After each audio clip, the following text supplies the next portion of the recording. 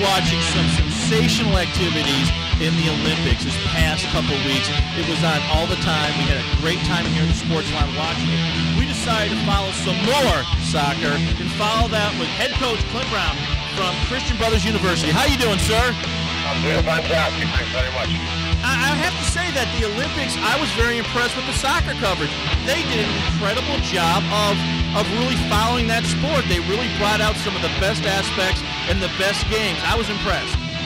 No, I have to say I agree. Obviously, on both sides too. Obviously, the coverage with the women is very, very prominent here in the US. Obviously, having the success that they've had pretty much since the inception of the women's program. And obviously, the men's team, they were about 4 or 5 inches away from making the next round. They had a couple of posts that kept them out of it right there. That last game, if they'd have scored at the death to tie it up, obviously they would have advanced through to the quarterfinal. And I think they probably would have considered that a success.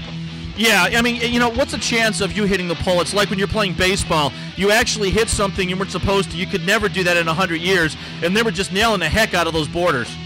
Yeah, it's a skill that if you're good enough to master hitting the post on purpose, you're probably going to be making a lot of money in the near future. Absolutely. I would say that some of the biggest matches that I enjoyed were the aerial assault that the women's team, the U.S. women's team, were doing. Some of the aerial kicks they were doing for goals were probably some of the most impressive watches, I thought, this Olympics. Yeah, I mean, from the game that I managed to catch with the U.S. women, obviously, you know, they and Canada right now, I think, probably in comparison to other teams, I mean, have some impressive athletes out there, both from size and strength and quickness. And I don't think a lot of people realize with some of the American girls actually how physical some of these ladies are. You know, certainly 1 or 2 of the girls up front, I would not care to meet in a dark alley.